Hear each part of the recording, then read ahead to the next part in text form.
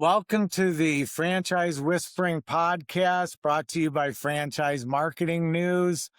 Franchise Marketing News is a new publication that is focused just on the franchise marketing space, wants to bring the mission of making franchise marketing more relevant, more cool, and more understood in the space. So please go visit Franchise Marketing News when you can. And this is the inaugural episode of the Franchise Whispering podcast. And we've got a great guest for you today, Guy Coffey, who is very steeped in the franchise space and really in so many other things also. And in fact, today's episode is really trying to scaling wellness inside the fitness and health franchise boom, which Guy has a ton of experience. But where it starts for Guy, he's a Chicagoland guy that went to Thunderbird School of Management, ASU. A lot of Chicago high school kids end up down in Arizona, ASU. Post high school, and then he that great international education brought him to as international relations for Deutsche Telekom, deal making and those type of things, which then assisted him. We'll find out today, but I'm sure and supported his acquisition of Anytime Fitness locations in the Denver area, and then scaled those out, and then started to work and was on the brand side, created his own at Frenchie's Modern Nail, and now is a advisor, business broker. So, Guy, welcome to our inaugural podcast. Thanks. I'm quite honored to be your first guest, and I will endeavor to make it interesting for your audience and for anybody that's listening. So, I mean, I got to start being a Chicago guy myself from LaGrange. Cubs or White Sox, Guy? Oh, absolutely White Sox. I went to De La Salle Institute, which is 2 blocks away from Comiskey Park, or whatever they call the baseball park now. But yeah, Bridgeport, went to school with a bunch of Bridgeporters. My mom was actually Bill Veck, who was one of the original owners of the White Sox. She was his secretary for 2 years. So I have a lot of history in the White Sox arena.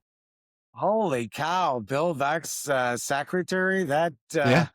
she saw some between Disco Demolition Night and everything else going Oh, on yeah.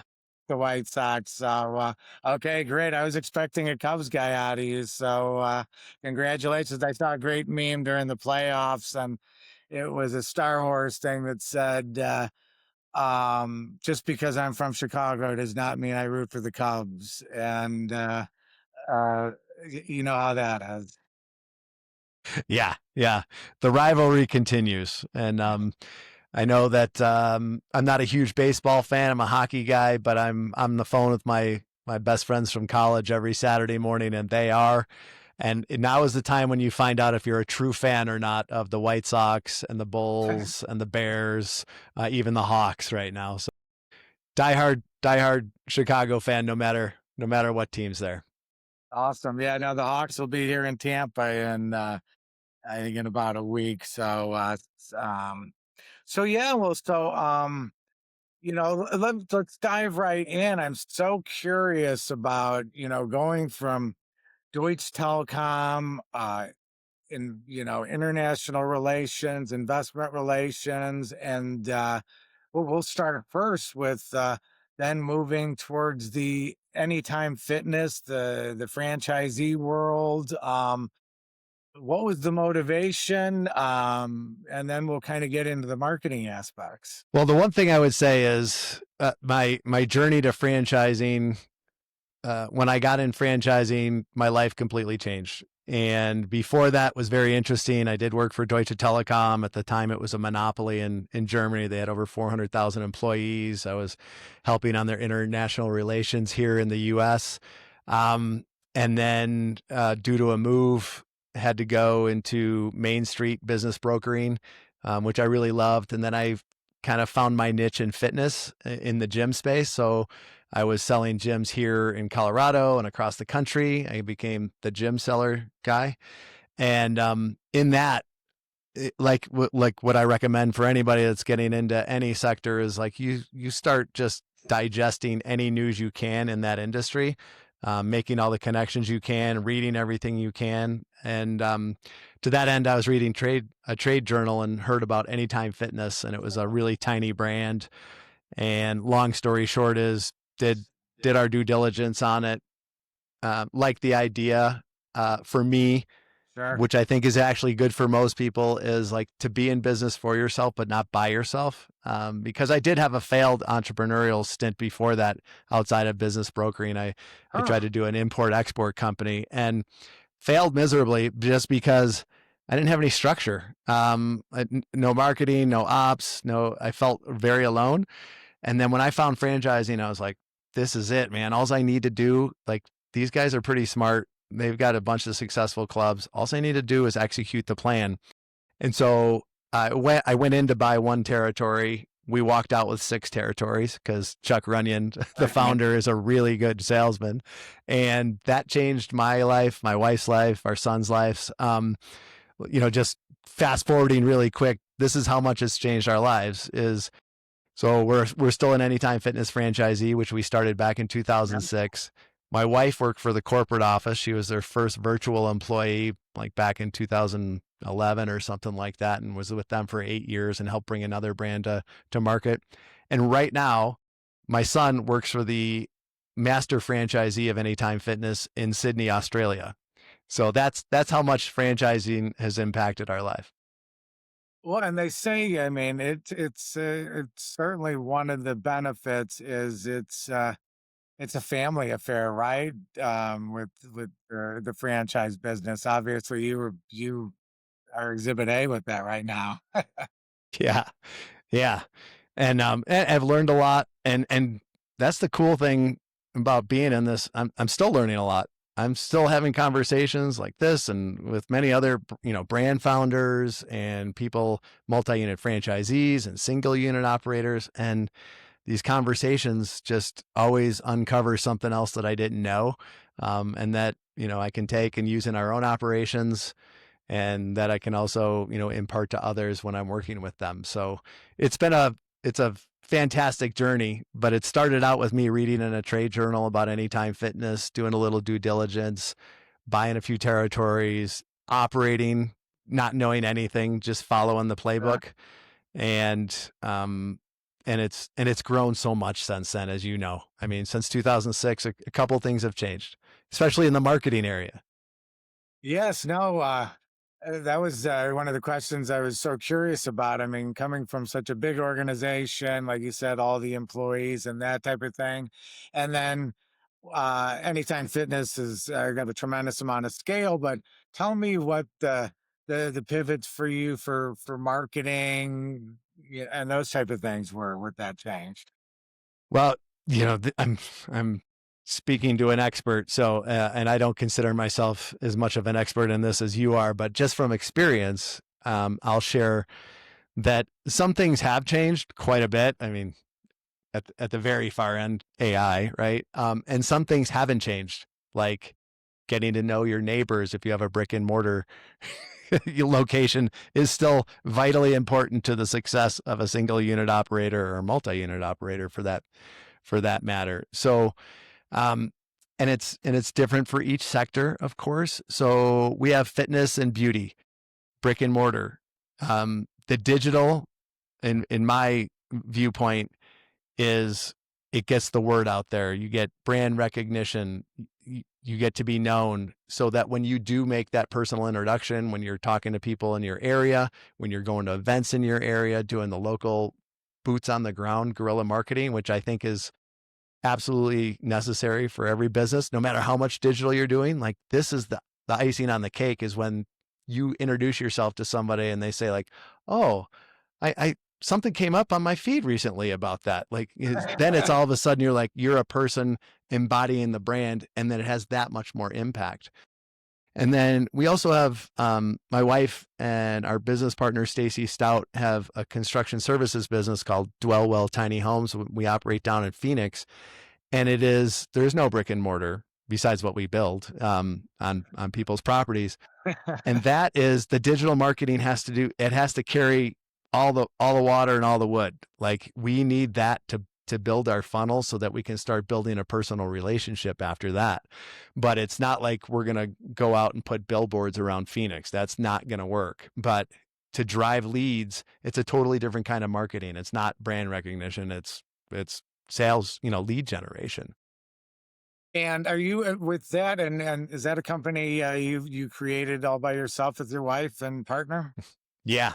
Yeah, we did. And if we would have had an opportunity to plug into a franchise system, we would have, just because we see it as totally worth. I'm happy to pay a royalty and an ad fee for someone else to be doing all that lifting and all that work. That's one of the reasons franchising works so well. But there was no viable option for us in that. But the market demand was there. So anchor tiny homes, that's for sure. We did do anchor tiny homes. Yeah, we completely got, even as a franchise expert, like you can't predict people just doing illegal things. So actually we got burned. So when we looked at it, we was like, well, we still like the model. We still think there's a huge demand for it with the housing crisis in the US. And we actually looked for a franchise system to plug into so we could just do our thing.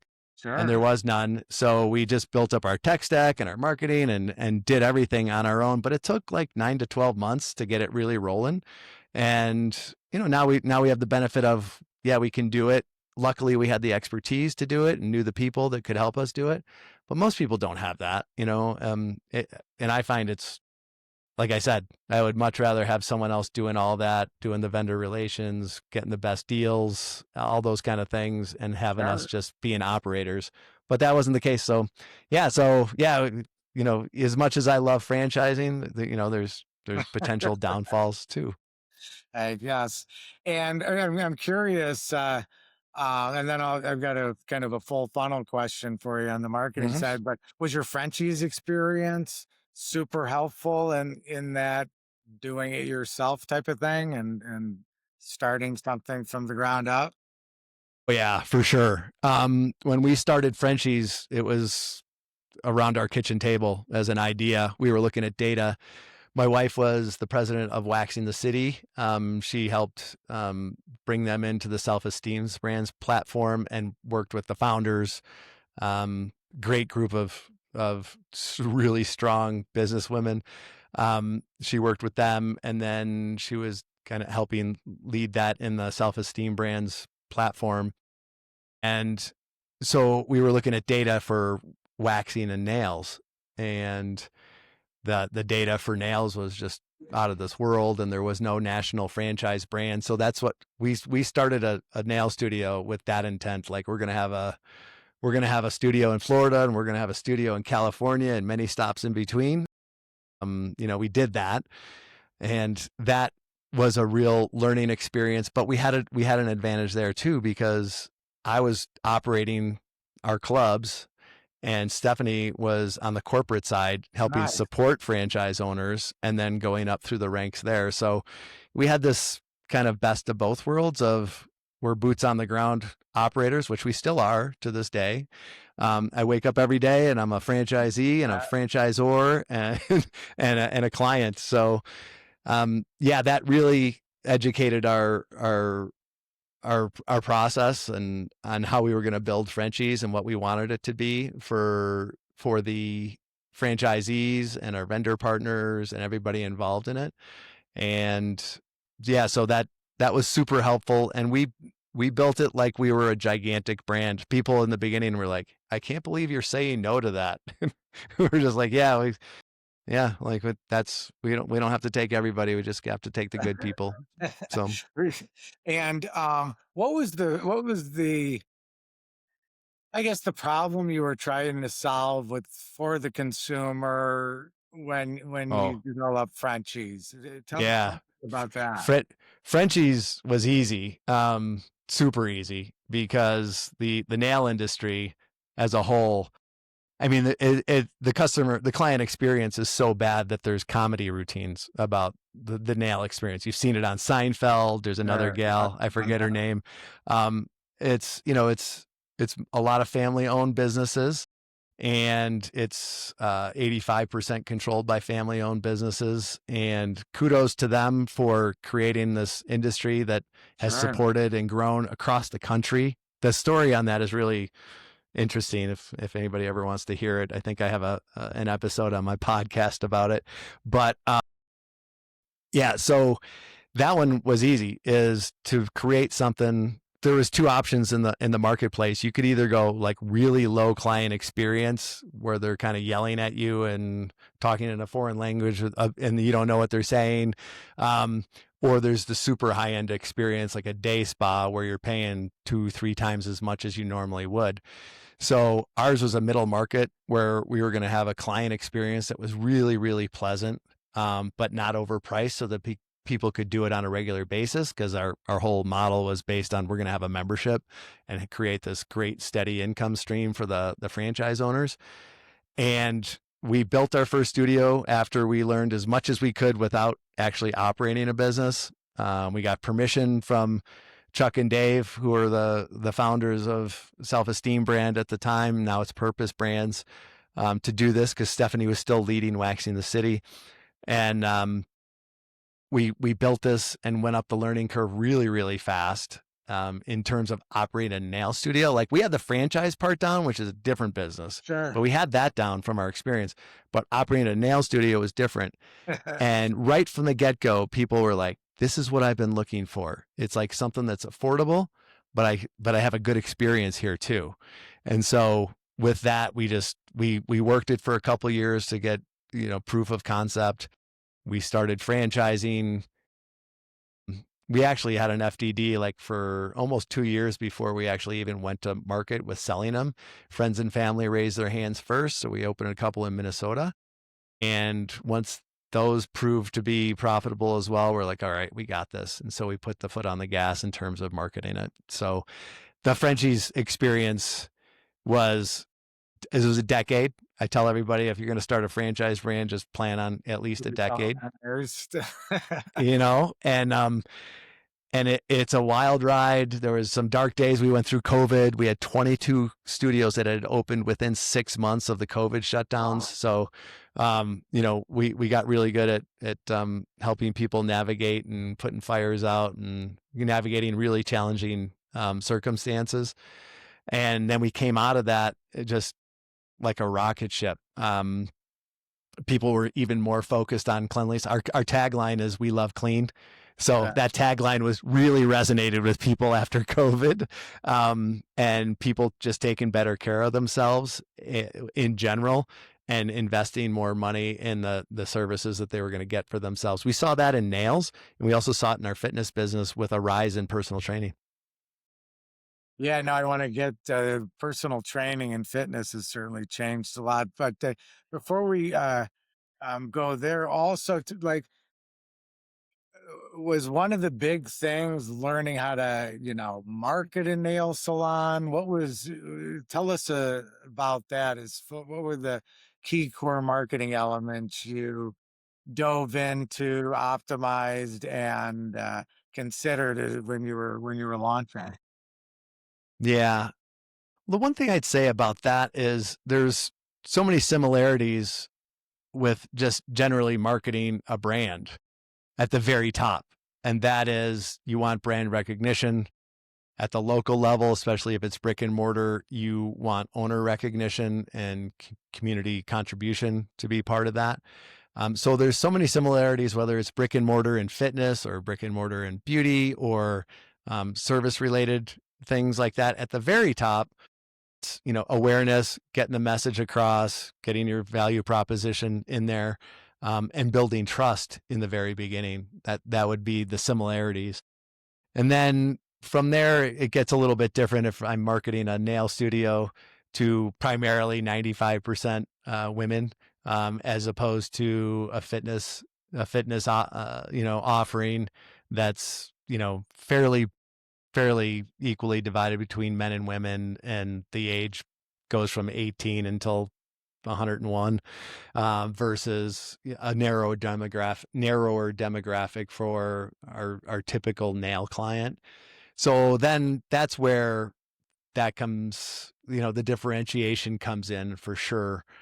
And the narrowing of the focus and the more targeting of the right client for you. That's And what I would say. with that, there's so much buzz right now about influencer marketing and what's going on in that space. It's interesting, with depending on the scaling of the franchise and where it's at, how do you drop in influencers? But you kind of talked about the localization and maybe tapping into that. Do you have any experience there? Any considerations with that, especially when you were kind of kicking off a new brand for credibility purposes and such? Yeah. Particularly in beauty, the influencer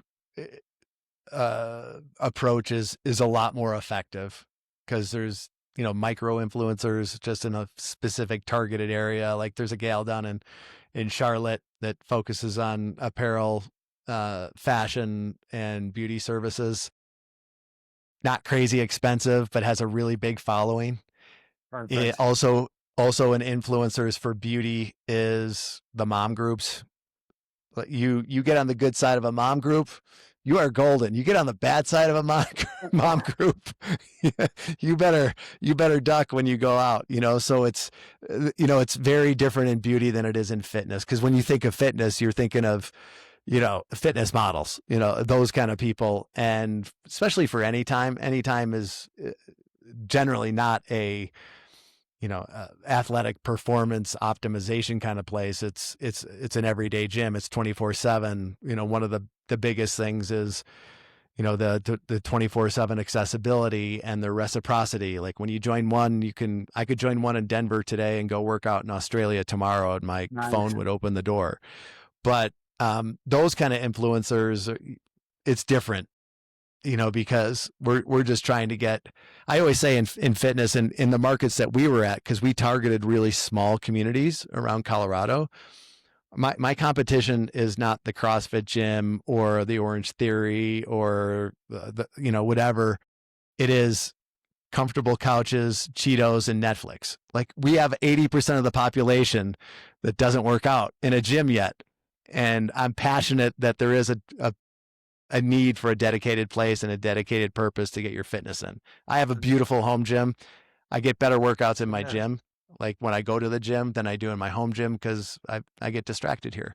And I think that's the case for everybody. But going back to the influencers, I think there's a big case for that. And then one of the things that I've seen work in markets outside of the U.S., even more than in the U.S., is the founder social content really, really making a difference. So, okay, I love that. So almost taking the owner of the franchise, and making them just the face of the community and owning, whether it's nails, whether it's fitness, whether it's pizza making, they're the expert. Tell me more.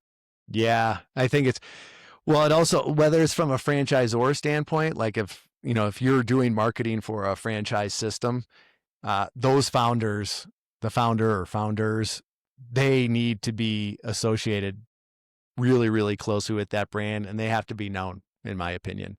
It makes a huge difference in terms of trust level. There's a guy down in Australia, it's one of the biggest systems in Australia, and he switched a lot of their marketing to social content. They spend a ton, in-house media doing it. But on average, a prospect that comes into one of their systems, they have a number of different systems. The average time that prospect is spent watching videos of the founder is 22 and a half hours.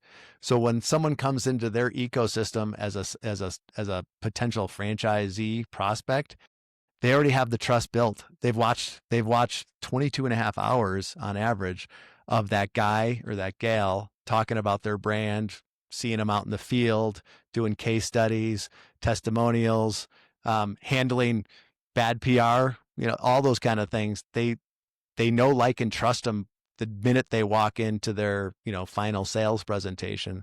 And that's a huge difference. I don't see that being done much here in the States yet, which is kind of ironic because we're kind of known internationally as the country that we'll talk about ourselves more unashamedly than other countries do, right? Which I have no problem with that. I don't think that's a negative at all.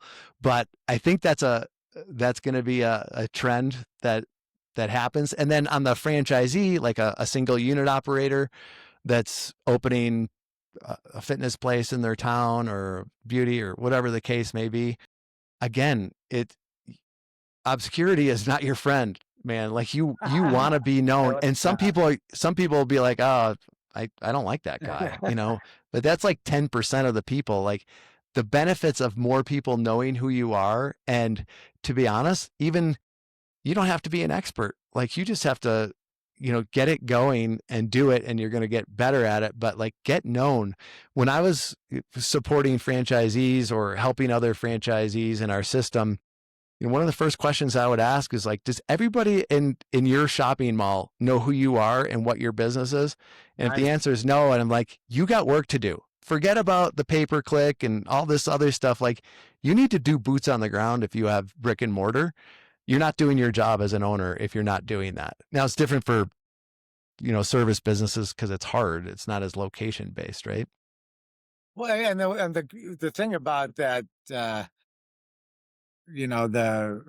representative, a person getting in front of the brand, being the brand too, especially on social media and different things. Those Facebook is for faces. And if you're not putting a person in there or just showing a product, instead people lean into the person talking or who is that and that type of thing. And that's how you get attention in the social media landscape. And in addition, like you said, you know, the expert is, want to get into it, but the expert is the person that is fit, showing Anytime Fitness or has great nails and walking around town and doing those type of things. So you can be the expert pretty quick, like you said, not being obscure and getting out there in the public. Absolutely. And then all the marketing that's done behind you, whether it's your marketing as a franchisee, your local marketing or the national marketing of the brand or any PR, all that is it just builds credibility for you. Like right now, we have a state ad fund for Anytime Fitness. We have a national ad fund for Anytime Fitness that I have no choice but to go into, even though the one club that we have left is in a mountain town that's an hour and a half away from anything else. So it's, the only way people are seeing is digital or on some of the live TV ads that we got. But only becomes possible because we started a co-op of 50 Anytime Fitness owners here in Colorado. And then we chip in extra money into that so that we can do our own ads and get some of our own production, high quality videos made and things like that. But that is super, super important. You want to get your bang for the buck on it for sure. And they go hand in hand. I always say that there's no silver bullet in marketing. It's like BBs, it's like, you talk to somebody at the Starbucks, you got your digital, you got your SEO, you got your social content, you got, your event planning, all those kind of things. You can't do it all. Like, you have to hire places, like your place and, other experts. And I highly recommend people, go with marketing companies that are focused on the franchise space because it's a different animal, as you know. Yeah, now the localization elements in the franchise space is nuanced and generally needs some experience. My next question though is so tell me, like, the fitness side of things, and maybe I'm assuming this is a marketing component now, but in my eyes, the last 48 months have been just, wild for the fitness space. And, the critical key for that is what I see is people don't need to exercise as much as they used to in the past to lose a lot of weight, with the introduction of Ozempic and those type of things. How, from a marketing standpoint, a targeting standpoint, are you, like you said, pulling, uh, the Ozempic patch off them, tell them to, stop eating Cheetos and getting them off the couch into the gym? You got a little more clutter there. What's going on? Well, actually, I guess, the entrepreneur in me is an eternal optimist, and the GLP-1s, they're actually a huge opportunity for people in fitness because the GLP-1s, they do help people lose weight, but like most of the weight, a fair bit of the weight is coming Muscle, from right? muscle. Yeah, And I that agree. is the biggest danger because people are looking at, we've always said, well, not everybody, but like we've, in fitness, but don't focus on the number on the scale. It's not a great indicator of the progress you're making or the Right. progress you're not making because, a pound of muscle is a lot different than a pound of fat. So we always talk about body composition and getting those tests, and now they're very, very simple. There's, in body and evolts. We have evolts in all of our anytime fitnesses. It takes like 60 seconds and you Sure. get a full rundown. And yes, there are more accurate tests if you go into a lab or something like that, but we're always focused on like, are you getting better or are you getting worse? But, and that's really important when you talk about GLP-1s and Ozempic and things like that, because yeah, people will drop tons of weight, but if they're losing it in their muscle, that is a recipe for not being stable, not having as much balance, not being as durable when you need it, when you get to be like as old as me. You need all the muscle you can. We're all fighting sarcopenia, which is, the actual normal loss of muscle over as you age, because it's harder. You're not eating as much protein, or, and it have as much hormones that are keeping it on. So we just had our conference for Anytime Fitness in Boston. There was a whole session on GLP-1s and how to deal with that. And and it wasn't about like, tell people it's a terrible idea. It wasn't anything like that. It was like, this is it. They're here to stay. They're not going away. They'll probably get better. But the danger is that people are focused on like, I lost 30 pounds. Well, if 20 of that came from like muscle loss, like in Right. your, especially your lower body where a lot of your durability and stability comes from, that's a challenge. So here's the thing is, if you're on GLP-1s, you need to work out even more. So, Definitely. it is and it's not just a sales opportunity. It's a fact of life that you do need to work out more if you're on GLP-1s. And, for years, I was always saying that like any medicine pharmacist, big pharma or whatever, they're like, if a change in diet and exercise don't work for you, take this pill. It's like, it's just glossed Yeah. over. It's like, well, maybe try the healthy eating and exercise first. But I get it. Like not everybody can do that. Everybody has different conditions, and sure, sometimes maybe it's a discipline or a willpower thing too, in some cases. And if you can drop the weight, because it's definitely not great to be carrying an extra 50 pounds around on your heart. So yeah, that's a great start, but also combine that with couple days, 3 days, a week of resistance training, get some cardio going. The thing for me that I see that I always really emphasize is, and I know one of your questions down the line is going to be like, what trends do you see and what do you like to see in fitness?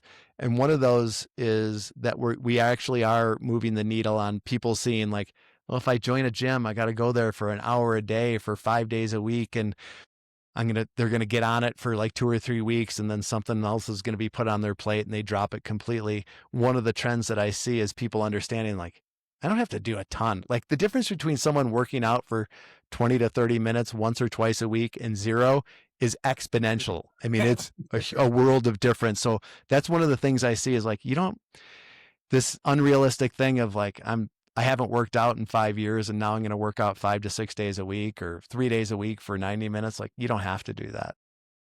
Yeah, no, I think Atomic Habits speaks well to Yeah. that, and also Yeah. your longevity on the muscle thing. I think it actually helps the what you're doing, because when you drop that 30, 40, 50 pounds, you can now go to the gym, look a little bit better, feel a little bit better about yourself, and continue that forward down the road. So just Absolutely. as you're an entrepreneur, just a little bit of a pivot, and there you go. Mm-hmm. Yeah, yeah. GLP-1s, great opportunity for the fitness people. And then kind of on the Fran dev side, before we kind of go to the trends and stuff. So, you've been both on the franchisee side and franchisor brand side, and obviously have so much other experience. But as you're trying to scale, that's what your podcast is all about too. Is tell me the difference, of what you look from a culture fit standpoint versus a big pocket standpoint, as you're trying to scale and market and those type of things, as a franchise is growing in your. From a franchisor perspective, it depends on the stage. So I'll do two approaches. Number one is an emerging brand. Say you're just getting into franchising, or you have one or two units, say to like 50. Those are what I consider pioneer franchisees. They are coming on board. They know that there's more risk because you're not an established brand yet.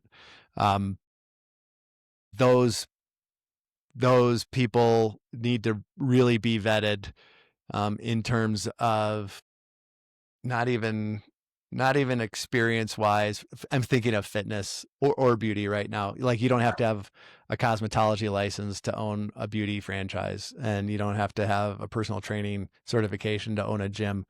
But what you do have to have is an ability to follow directions, have faith in a process that might not work, that may not make sense to you all the time. Yeah, right. And those early pioneer franchisees are the difference between getting validation when other people are trying to join the system, and making those sales easier, or making it really hard. So that's one approach, and one of the systems that I'm familiar with. In the beginning, if not Frenchies, in the beginning, if you had a heartbeat and could write a check out, you were in. um, and then later on, they put more scientific things around their prospects, and personality tests, and little hoops to jump through.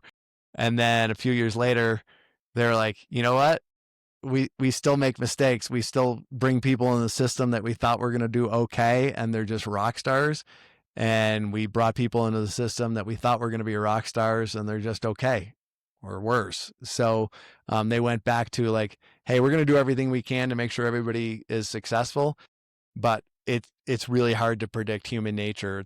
I'm sure you've had the experience, Bob, is you interview somebody, and they're amazing in the interview process, super responsive, professional, blah blah blah, and then 4 weeks after you hire them, I'm like, is this the same person that was in that interview room with me? Like, you never know until they come in. But with franchising, there's a lot more on the line, and so sometimes I wouldn't recommend people like, no, I don't know how they're going to do, so I'm not going to do any testing on them. I wouldn't recommend that at all, because the thing is, if someone comes into franchising and they're going to own and operate a unit, generally, if that unit doesn't go well, it's a huge financial disaster for them. And so the franchisor, who knows a little bit more at that point, should know enough to say no to a fair amount of prospects. And then it's different if it's a more mature system. It's a system that has a lot of capital behind it and things like that. I think that's a different franchisee filtering process. And in some systems, they're really looking for multi-unit operators only, and some are still just like, no, like one at a time, let's see how this goes. And it depends, that also depends on the size of the investment. If it's brick and mortar and it's 1.2 for a QSR restaurant million to get going, that's a big deal, whereas Sure. if it's uh, a home services brand with a mobile truck and the initial investment's $50,000 or $60,000, which is still a lot of money to a lot of people, that's a different thing though. So I think the filtering is different, but Fran Dev, I would like to see the model that I spoke about earlier, where the prospects have a chance to really get to know, like, and at least trust from a distance the founder or the team before they get into the sales process, as opposed to a lot of people that get involved in sales that are in it for the transaction, and then they're out of it. And then the Sure. franchisee and the franchisor are left there to work with each other for 5, 10, 20 years, hopefully. And then tell me, as far as marketing and advertising in scaling out the Fran Dev side of things, what have you seen that works best for you in that manner? Marketing in terms of franchise development, like Yeah. driving territory sales and bringing Territory people in, sales. attracting them to that. Correct. There is, the huge thing is digital, getting the word out there, getting recognition, whether it's micro influencers, bigger influencers. LinkedIn is huge. Getting people that are already in business, getting in front of them on a business platform rather than Instagram or something like that. Makes sense. That's huge. And then using really intelligent marketing, because it can get really expensive really fast, Right. and measuring the data really quickly. I've seen too many new franchise systems, because I work with emerging brands, go down the path with marketing companies that aren't specialized in franchising. They don't get the numbers. They don't get, this is not a short-term transaction. This is a long-term relationship. So that's one thing I would say is, if someone's going to spend money on marketing, which you have to do, and it's great, it's the foundation, it drives your whole lead pipeline, and that people need momentum, and you got to be bringing people into the system, especially when you're emerging. But vet that agency and the people that you're going to be dealing with really, really well. I think a really great starting point is to look at ifa.org, because that's people that actually invest in being part of a franchise community, and it's a great trade association. That is, it's not just a shameless plug for the IFA. I don't get anything from that, but you do see people that are like, I want to work with franchisors and franchisees. I'm investing. I'm a specialist. So that's a huge initial filter that you don't have to pay for, and then meet with them, and then, go down the path. But what I see a lot is, especially at the franchisee level, no,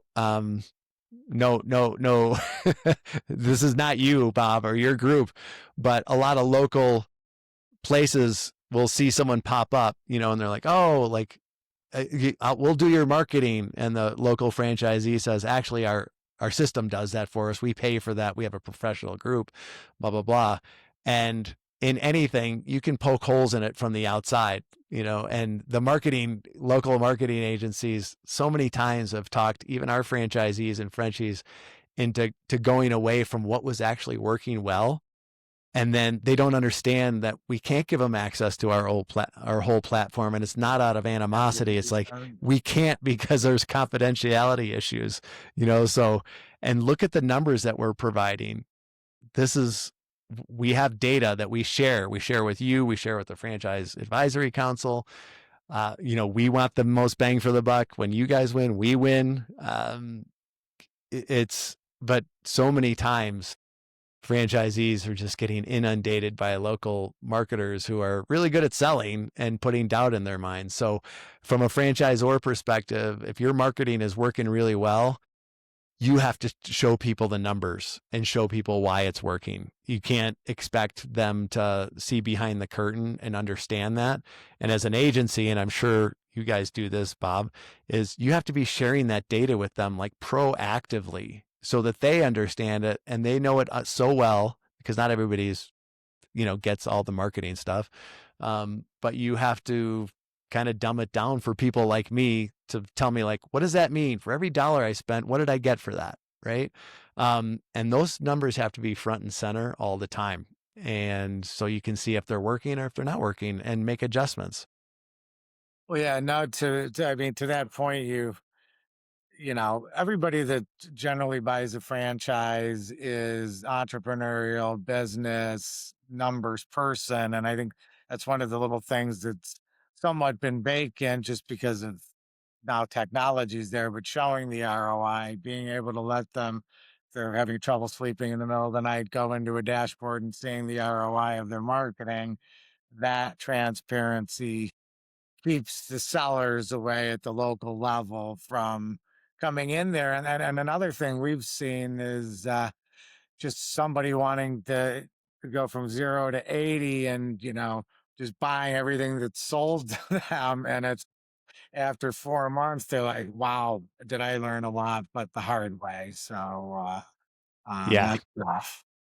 absolutely. And then, of course, franchising's big tagline is like, you're in business for yourself, but not by yourself. So if you're in a system as a franchisee that some of the units or all the units besides if you're underperforming or whatever, it's have conversations.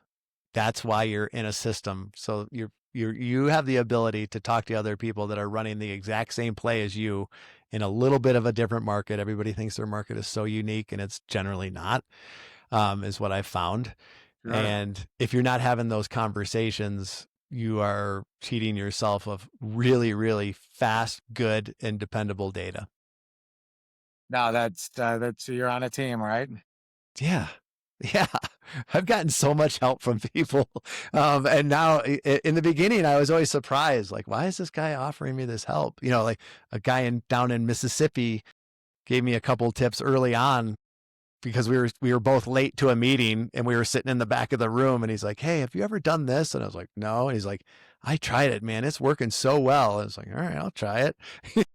that Well, was like, 15 years ago. And I've made so much money from that. And, not that, the money that I've made from it, but it's way easier to run a profitable business than it is a business that's barely getting by. All those conversations, when I'm talking to franchisees in systems and they're having challenges, I ask them about, do they know their neighbors? Are they having conversations? How often have they reached out to the franchisor? Are they talking to other people that are doing well in the system? Because I've also found that so helpful. I used to be a reseller of Anytime Fitness Clubs. I was a preferred vendor as well. And I would sell some of them for 800,000 and I would sell some of them for 80,000. Same box, same equipment, same systems. And almost invariably the guy or gal that was selling for 80,000 was convinced that that didn't work in their market. And, I knew differently, but I wasn't going to talk them out of it at that point in time. And usually they were disengaged. So if anybody's a franchisee and they're listening to this podcast, the one thing I would say is if you're not engaged in your system, even if you're mad at them or whatever the case may be, you're not doing your job as an owner, and you owe it to your team and yourself and your family and everybody that's depending on you to, like, drop it, get engaged. No, I like that. I love that. And Well, Guy, let's kind of move to before we get to the lightning round. Any uh, any trends, like you said, you're seeing out there right now in the franchise space, marketing space that you have your eye on? Yeah. From a fitness perspective, it's interesting because I get it from, I'm a board member of Head to Toe Brands, which is a platform of beauty brands. I'm a franchisee of Anytime Fitness. We're really still involved with a lot of people in Anytime Fitness. As I said, my son works for the master franchisee that has 580 clubs down in Australia. So Awesome.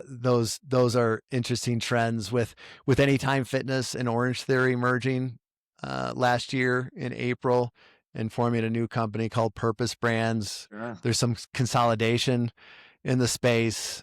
There's a lot of multi-unit owners in the space now, even in Anytime Fitness. One of the guys that I started out with that had 2 clubs in suburbs of Madison, Wisconsin, now has 138 clubs. When I was talking to him at the conference, I'm like, you've grown a little bit more than me, but I grew in different ways, and he's a great guy, runs great organizations. And Obviously. another guy that I know, he has 57 and he'll have 80 by the end of the year. And then there's, a lot of the cutting up of the pie with the boutique brands, in fitness, whether it's bar or, some of the sauna brands now are hot. Those are good. No pun intended. What's that? No pun intended on that one. Yeah, right. So there's a lot of splitting up of that, but people are looking at doing different things and shaking up their routines. And then you have, big players like Lifetime Fitness with 110,000 square feet. Now they have like little suburbs around them. It's also a construction play. We're members of lots of these different gyms because it's all research for us. And I like so many of them that it's pretty incredible. But if I wasn't able to have that as a business expense, it would get really it would get really expensive. So I love fitness. And that's the cutting up of that and specializing is a bit of a trend, and some of it gets hot and then it gets, cool again. We've seen that with cycling and some of those concepts, but Sure. people that love it. Right. I think one of the bigger segments that I'm totally biased, so I'm going to say this, is the wellness area. People are spending more money because I don't know if it's all from COVID or, just maybe the aging population. For people that it's not the total silver tsunami. It's not like people in their 70s and 80s. It's like people like me, like late 50s, that are like, I see this a lot in our Steamboat club, because Steamboat is an incredible community of unbelievably active people. When someone says they're going for a hike in Steamboat, you don't ask how many hours, you ask how many days, and they are fit, and they're not going to just wear out. They're going to get injured and have those kind of things. But I think there's an awareness of like, yeah, man, I have to invest in this thing, not just to make it look better, but because I like to play pickleball or play hockey or, what, tennis. Kids at 85, whatever that Yeah. might be, right? Yeah. Yeah. And then there's also not just like the working out, resistance training or cardio, but it's also this new awareness of recovery. I need percussion therapy, infrared. I need to sweat. I need to invest now, and more people are getting hormone replacement therapy. What 10 years ago would people be like, oh my gosh, something must be really wrong. Now it's like, well, what are you on? Like, you look great, and if you're getting some help, and not just about look, it's also about what you're able to do. So I think that area where health and wellness, not just gyms, but anything that's, Perspire, which is a sauna, concept. I have nothing to do with it, but I like it. Right. I've tried it out. The hot and cold therapies, the hormones, the IV bags, the B12 and the cocktails that people are able to do. I really like that area because the big thing is the why. Like, what's your why? And it used to be, I think, I'm not quite that old, that is like, yeah, I'm getting old, I'm going to be able to do less and less. And I think there's a new thing is like, no way, man. I'm going to do anything I can. I will hold on by my nails to be able to do what I want. And I'm going to invest in that. And if it costs a lot of money, I don't care, because if I don't have this, I can't do anything else. So I think anything in wellness is really good. And then part of that is the beauty as well. Like, that's a form of confidence. I think Anytime Fitness has the best mission statement. I want to steal it. I use it all the time. Is like their mission statement is to improve the self-esteem of the world. Now you do that one person at a time. Like Sure. even if someone comes in and they're 60 pounds overweight or, whatever their challenge is, or they're rehabbing from a knee operation. I always say people come into the gym and sometimes they're in a good mood, sometimes they're in a bad mood. But when they walk out, they're always in a better mood. Yeah. And that is the key to progression, and goes back to like what you mentioned with atomic habits. Like you start out being the guy or gal that makes it to the gym. Maybe you don't even work out. Maybe you do a warm up and get the heck out of there. But that is where I think people are going. They're spending more money. They're feeling better about themselves, which means I take it to the nth degree, of course, as I said before. So when people feel better about themselves, they treat the people right around them better, their families better. They in turn go out and spread that kind of thing. It's upward cycle of really good behavior, and not perfect people, but better people. And I think that's huge. And I think people are willing to invest in it more. And part of that is the beauty aspect of it. It was hard and when we first started out, to go from, having ladies come into the gym that say like, look at my wedding ring. And I was like, all right, what about it? She's like, I haven't been able to wear this in 10 years because I was too big. And I put it on this morning and we had a big celebration.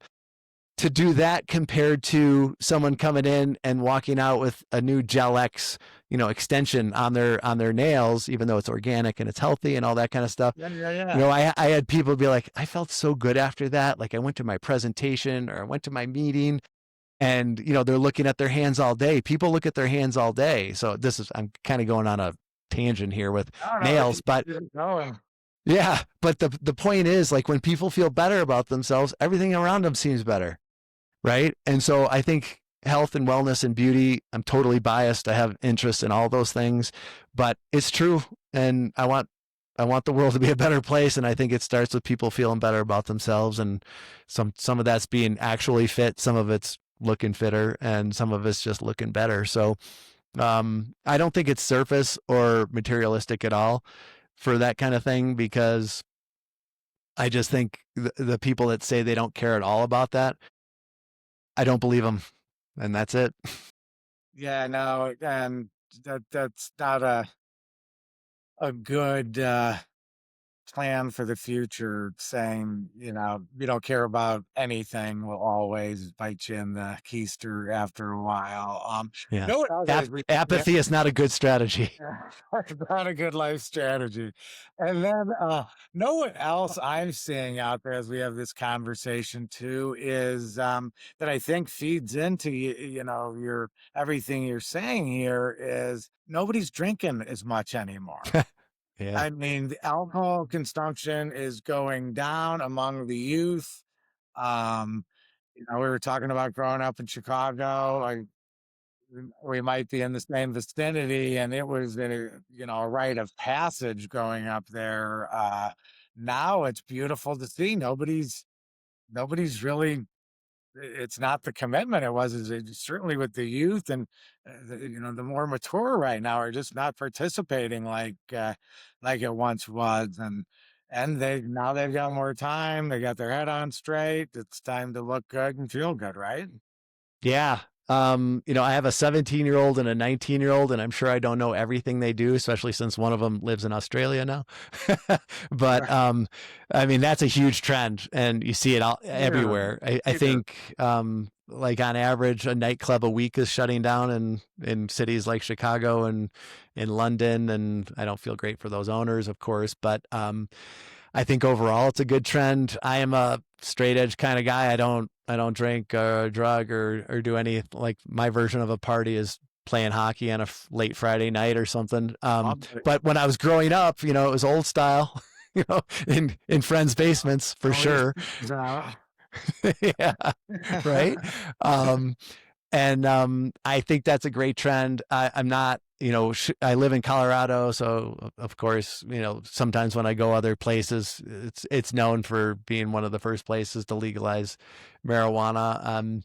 I'm not a huge fan of mind altering anything, but I think back in the day there was a choice between them legalizing alcohol versus marijuana, and I think the better choice would have been marijuana. Like, there's not as many fights The people aren't as aggressive. There's still Unless the, it's over a cookie. impairment. What's that? Unless it's over a cookie. Yeah, exactly. I mean, when that first happened here in Colorado, people were worried about crime going up and things like that. And, in terms of homelessness and things like that, that's been affected. But like crime in terms of, things happening, like the biggest thing that landlords had problems with, pot shops, were people just hanging out in the parking lot too long. you know, so that was it. I'm not trying to vilify it or be a fan of it, but the whole less drinking is because I think that goes back to my health and wellness thing is, Oh, totally you does. know, it's a hangover. It doesn't feel like that because you did something good for you, and it becomes more and more clear as you get older. But even for the younger ones, it's just like, I remember when my kid, the 19-year-old, he didn't go to too many parties because he was a hockey player, and they played on Friday and Saturday nights and things like that. But even the people that he knew, and when he would go to a few of them, they would always talk about a designated driver. And I was like, we weren't talking about that when we were in high school and college. I mean, there's much more awareness of the very real dangers of driving impaired, and some of the decisions that you make when you're young and not in your right mind. So I know that it's negatively affecting some people, but overall, I think it's just better for the population, and I like that trend. Yeah, no, I think it feeds into everything you've been talking about with health and wellness on that. So, lightning round here. This has been Oh, awesome. By the way, it was funny. We've brought up age, and as I said, I was listening to a lot of your podcasts, and you thank you. threw out your number in there, and I was like, holy cow. Talk about somebody that lives it, shows it, health and wellness. Guy, you are that person. So I won't Thank you. share that right now. You can, but wow, congratulations on that. So real Thank you. quick, one brand you're watching closely. Oh, of course, the brand that I watch the most is Frenchies, because it's our baby. We sold it to private equity. It's part of a platform now, and my wife is actually going out today to Santa Barbara, and she's visiting the new, even though we don't own it anymore, but she's visiting the newest Frenchie studio, and that happens to be in Santa Barbara.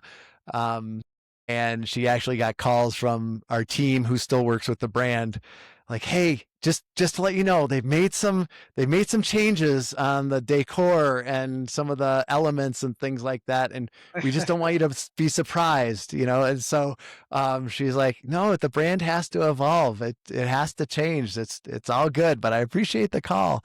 So Frenchies is, That's nice. yeah, Frenchies is number one. I still follow all the Frenchies studio accounts. There's some of them that have really fun accounts. The Tampa one is actually one of the funnest. If you have a chance, go to the Frenchies studio in Tampa, or their Instagram Right account, across and from and my watch them. They have Saturday dance offs, and they have the technicians doing dances, and it's so fun. So I judge the dancing. I'm an unofficial, not officially appointed judge of the dances nice. that them and San Antonio and some of the other studios do. Some of the studios down in Georgia. So Frenchies is number one, and it always will be. It's followed closely by Anytime Fitness, because we have so many friends. That's one of the benefits of being in franchising. As you know, it's a close community, and we joined at Anytime when it had less than 100. Now it's got 5,000, and we have friends for 17 years in that have grown up. So I'm sorry, this is the lightning round. I'll stop talking. What's the next question? This was great. In fact, I'm going to add something to that. And this is, I guess more personal, but how do you feel when, this thing that you invented, this thing that like you said, took 10 years, 2 years to just get your head around it. And now people are having dance contests, and, it's changed their lives. I'm going to make this lightning round a little bit longer. What did that feel like? You know, That's got to it, be awesome. it does. It feels awesome. And ours is like tiny, compared to Anytime Fitness. But it Sure. is so fun to see studios doing well and the owners doing well and the opportunities that it's created. And it never ends. When my son got the job in Australia, I sent a text to Dave and Chuck, just say, and I know these guys really well, but I just said, thank you so much for thinking of this concept back in 2002 and trying Right. it out. And the number of lives it's changed is amazing. So on a way smaller scale so far, Frenchies is doing the same in a lot of communities and for a lot of people. And I do have to say, the monetary benefit it was nice, but that is it's right here. And Oh my that's gosh. why we watch it so much and we want it to grow and we want that whole head to toe platform to grow because it really does have an impact on a lot of people. No, and that not only on the Z side, but on the consumer side, with that kind of Oh yeah. jubilation to the brand is positively beautiful. Best piece of advice, best piece of marketing advice on how to market that category authentically. The one thing I would say, and I've said it already one time, is obscurity is not your friend. You, for better or worse, you should be known, and whatever that takes. And if embarrassment or that you're an introvert is your reason, again, I'll just be harsh. Like, you're not doing your job. It's part of your job as an owner, is to not be obscure. No, that's you're going into business for yourself. Get after it. You got a great support system, but you talked about it several times about you got people counting on you. Mm-hmm. And so, any good books out there right now? Yeah, I'm a huge reader. I read all the time, and there's not many business books that I couldn't quote at some point. One of the ones that I really like, particular for franchising, there's two that I recommend. The Wealthy Franchisee by Scott Greenberg is a Okay. fantastic book for everybody, franchisees and franchisors. I think there's a book by Shelley Sun on franchising that's great for franchisors, and is set up really, really well because she does it chapter by chapter, like year by year, and then she looks back at it, and she just had a gigantic exit. It was like, I don't know, some huge exit. She's a super sharp lady. I've never met her, but her book is really cool because if you're building a franchise system, you definitely have to have this book, because she says, oh, in year one, I hired this person and I hired a CFO. In year two, I did this. And then she looks back and she's like, oh, if I had it to do different. And one of her examples is in year one, she hired a marketing company that wasn't specialized in franchising, and she blew a lot of money and a lot of time on it. So good for you. And so that's for franchisors. And then a general one, just for anybody in entrepreneurship, is The Daily Stoic by Ryan Holiday. It's every day there's a Stoic lesson and an Awesome. interpretation of it for real world. And I have read that book in challenging times, and it's just set my head back on straight and let me move forward. That's a huge one. That's a touchstone for me. And then a new one that I've read more recently for anybody that's growing and doesn't want to be the person in their business, for its life. So you're basically buying a job, is Buy Back Your Time by Dan Martell. I It's a want really good book on how to scale your team and how to manage it and how to really, really make the most of your gifts, so that it can affect more people than just yourself. that is awesome. Thank you so much. How did Franchise Marketing News, Franchise Whispering Podcast numero uno go for you? It was awesome. Awesome. I love the conversation. I love what you're doing. Yeah, I want you to do really, really well. I know you are already, and building up your team, and had a chance to talk to Janie on your team. I know some of the people in the background that are helping you pull all this off are amazing. So congratulations to you, and keep growing, because we need more good people in franchising. Yeah, no, the board we have at Franchise Marketing News is unbelievable, and so please keep listening to the podcast, viewing the podcast, going to Franchise Marketing News, reading all articles all about exclusively franchise marketing and that space. Guy, I could have. I'm sure this is probably repeated on a lot of these, but we could have. I could have talked for a long while with you, but know you're a busy Likewise. man and everything. So thanks again Likewise. so much for being a part of this. It's my pleasure. And for, people that want some more general franchising information, please just check out the Franchise Scale Up Show. And it's because I'm not an expert in marketing like you are, but we talk about a lot of other things. The Franchise Scale Up Show, like I said, it's I've consumed a lot of them in preparation for this, and it is just some great the interviews on that show and the discussions are franchise gold. So thanks for doing that for the community also. Well, my pleasure. And I'll be pointing people towards this one as well, for sure. Sounds great. Well, have a great day and enjoy the fall out in Colorado. Thanks, Bob. Take care. Take care.